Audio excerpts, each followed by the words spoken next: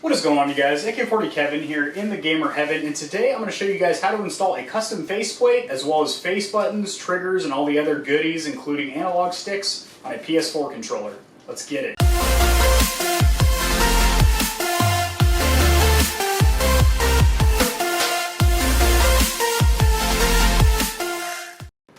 Alrighty guys, over here at the Stormtrooper desktop, as always, going to go ahead and position you guys so you're going to be able to see my hands pretty well. If I need to zoom in at any point in this video so you can see any fine, intricate details that I'm doing, I'll do that. I'm going to go ahead and slide in here and show you guys what you're going to need for this install. D-pad and the face buttons, I'd probably give that about a 4 or 5 out of 10 wrenches, just because you do need to disassemble the board, remove some rubber gaskets and all that other good stuff, but nothing too crazy. There's no soldering involved or anything like that. So this is our candidate controller. This is a Generation 2 PS4 controller, DualShock.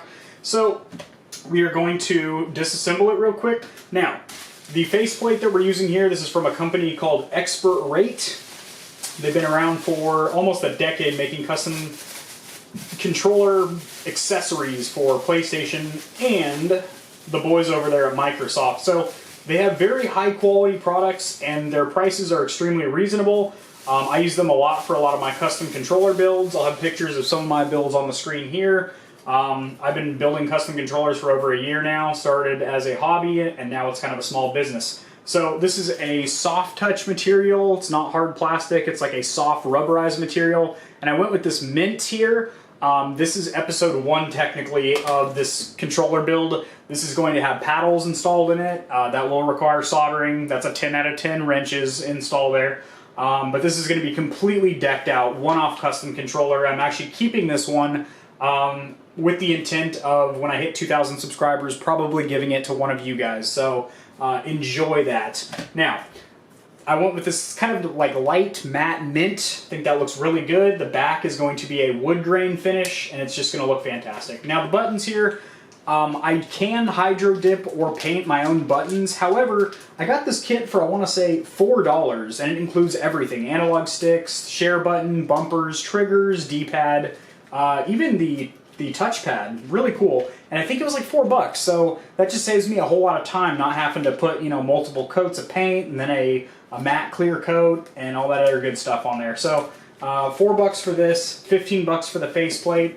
And then I also recommend having some kind of a toolkit like this that has the miniature Phillips head screwdriver you need for the shell, as well as a couple pry tools to pry apart the front and rear shell, and a good pair of tweezers. I'm going to have links to all this stuff in the description below so you guys can do this at home nice and easily. So first things first, I remove the Control Freaks thumbstick caps I have on there, and we're going to start with these 4 Phillips head screws. Just go ahead and loosen them up, and that will allow you to pry apart the front and rear shell. Alright guys, so a quick pro tip. These little tiny Phillips head screws are very easily stripped out. So a quick pro tip, just apply a good amount of pressure to these when you're, you know, loosening them up lefty-loosey, because, man, if you strip them out and you don't have replacements, like I have a whole baggie of these just for my controller builds, but if you don't, which most people don't, then you're fucked. So you don't want that. I have my little pry tool here. I'm going to start up here around the trigger area and just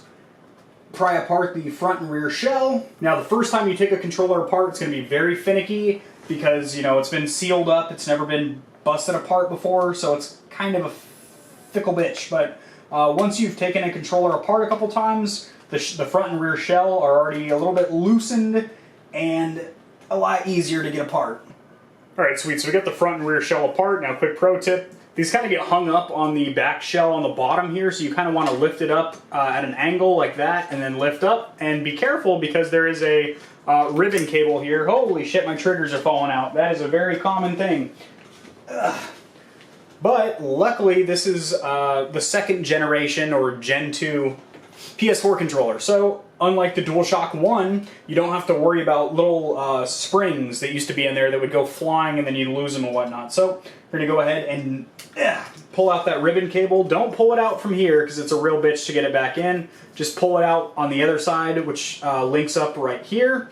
We're going to go ahead and disassemble the battery as well. Now, For the faceplate install, you don't need to do any of this stuff, but since we're doing the buttons as well, I'm going to show you guys the full process. Now, to get the trigger out, just pull it out like that, and she'll pop right out. It basically has these two little prongs on each side that snip in, and that's how that works. There's a little rubber plunger in there that actuates the triggers. Alright, to remove the battery, just pull it out like that. It has a little piece of adhesive tape on there. And then it's kind of clipped in a little bit, so you just get it around that little doohickey there, pull out. I mean, we don't like to do that, but in this case we're going to pull out. And your battery's out, so this bad boy is no longer getting power. Good, good.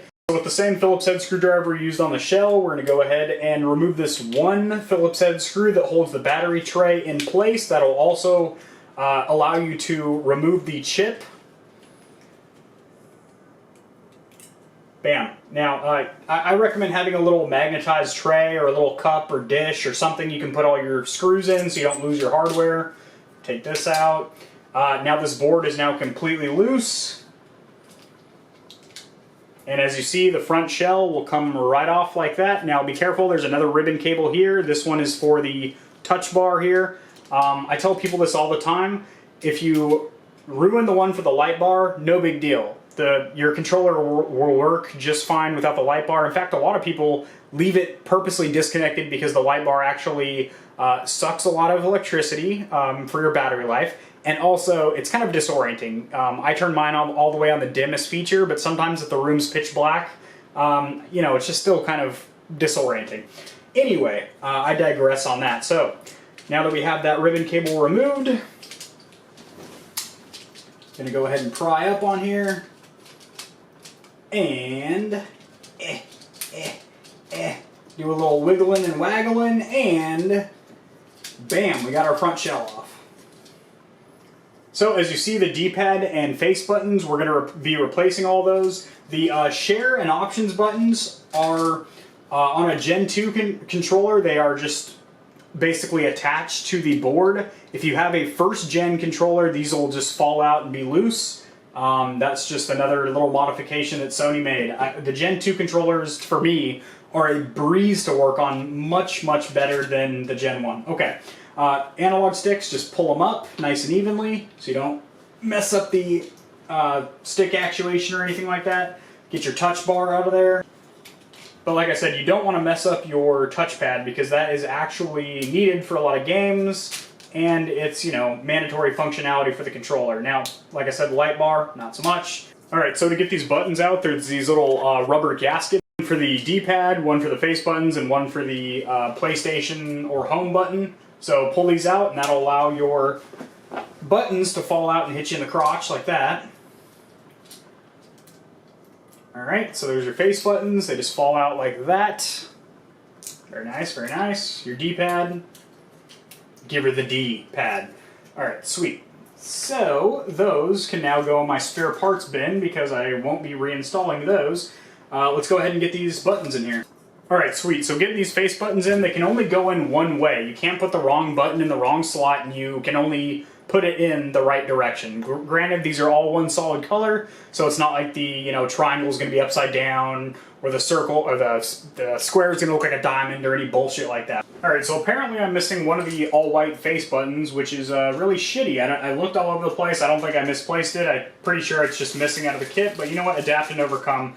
I have these other really cool buttons from this previous controller build, so I'm going to put the one missing one in there, so it's going to have 3 white ones, and then a basically a custom graphic one. You guys will see it'll look pretty spectacular. Alright, so once you have your face buttons in place, you're going to go ahead and take that rubber gasket and just put it over the front. That's going to keep it... Oh, dog hair, sweet.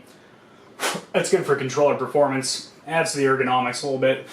Anyway, that is going to allow you to hold them in place so you'll be able to turn the shell upside down and not have them go spilling all over the place, which is, you know, rather frustrating. So, let's see how that looks with the... Nice, with the one mismatch button in there. Actually looks pretty good. Not a huge deal if they left that one out. Alright, we're going to go ahead and put our PlayStation Home button in there. Replace the gasket for that. Same thing with the D-pad, extremely simple. Just drop it in. Can only go in one way. Actually, unlike an Xbox controller, it can go in any way. Xbox controllers, they have to be in a certain position. Right now for the bumper removal, you're just going to grab this little tab here and pull straight up. It's going to feel like you're going to break them off, but you're not. And just kind of tilt them that way a little bit. There's two tabs that need to come off like that, and you're good to go. So we're going to replace them with our white bumpers. Now make sure L1 is on the left and R1 is on the right, or else you're just going to be looking silly.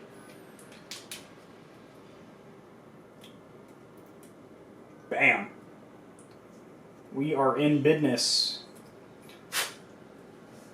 Now, you don't always hear a nice satisfying click with these. Sometimes they just drop in like that, and you know, you just have to chalk it up to faith that they're in there good. Let's go ahead and get these triggers in here. All right, so getting the triggers in, there's these two little plastic pegs that snip into a little clamp in there, and then you kind of have to push them down so they get up and over this peg here, and that's gonna basically catch them so they don't fly up. All right, test them, make sure everything's working.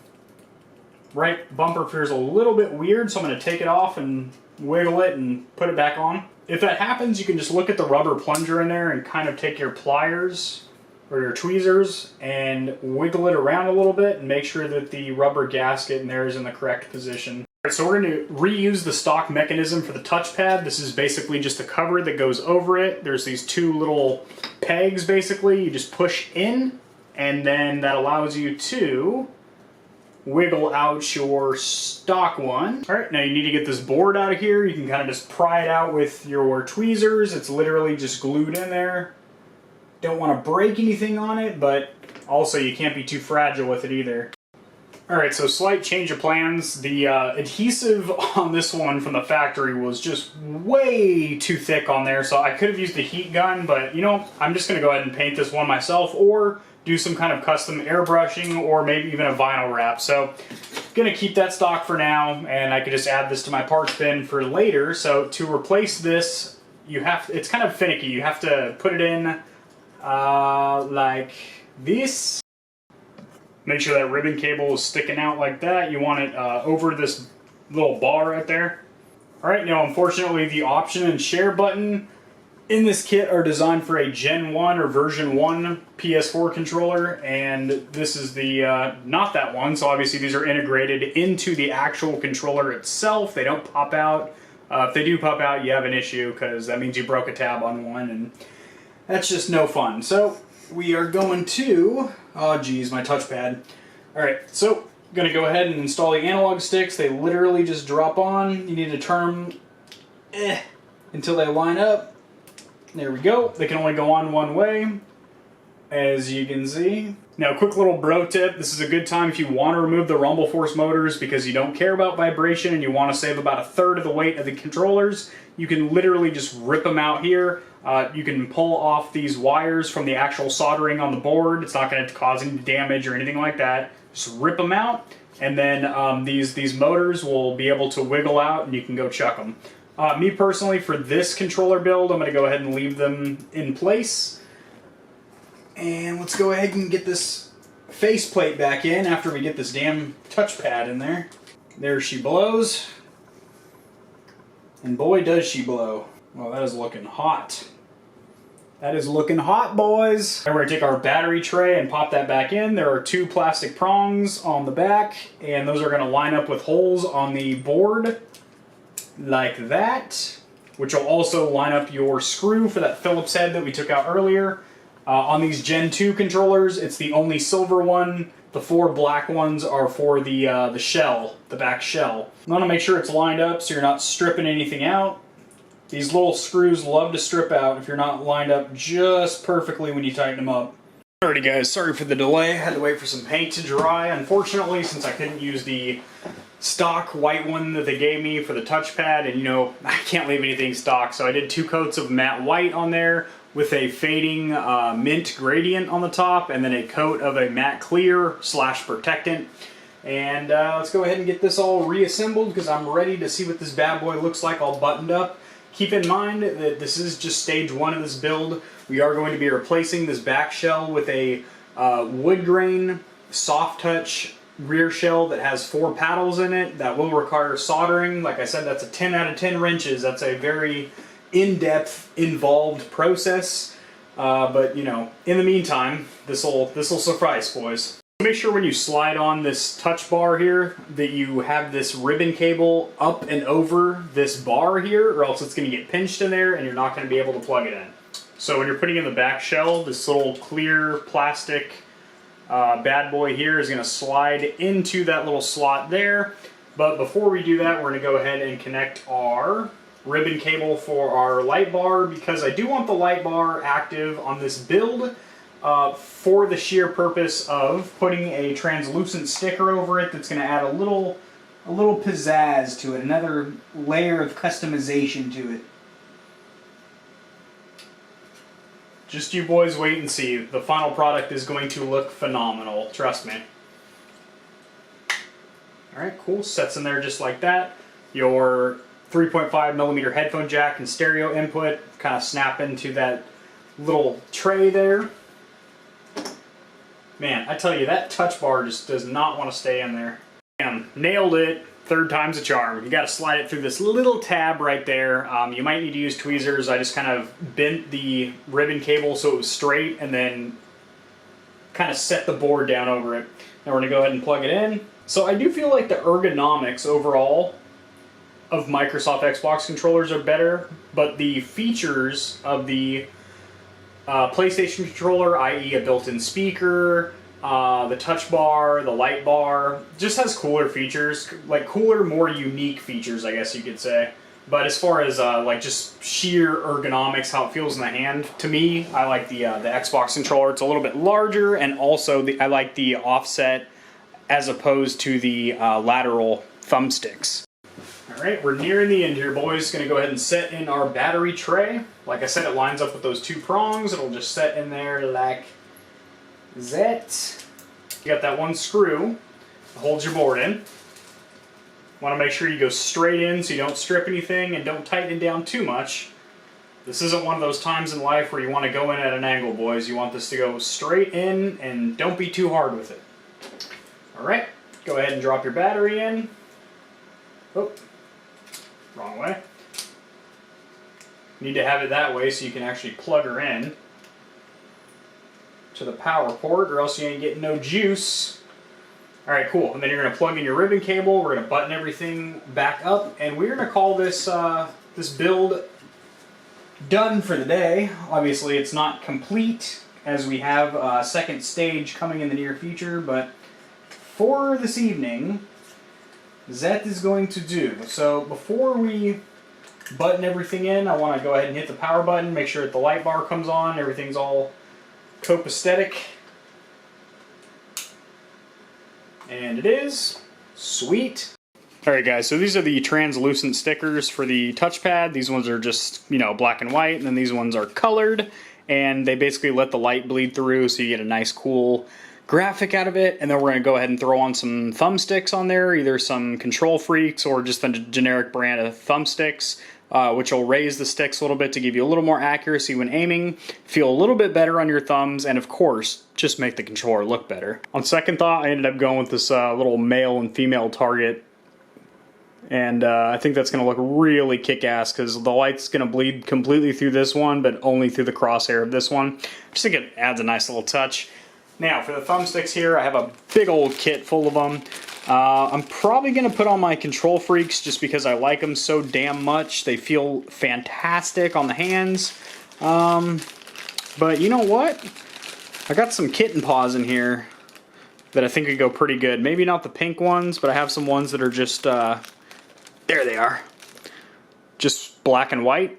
And I think that might look pretty saucy on there. Bam. That looks absolutely fantastic, guys. I am liking that a whole hell of a lot. So yeah, this really wasn't that complicated to do. Doing the face buttons isn't the easiest thing in the world.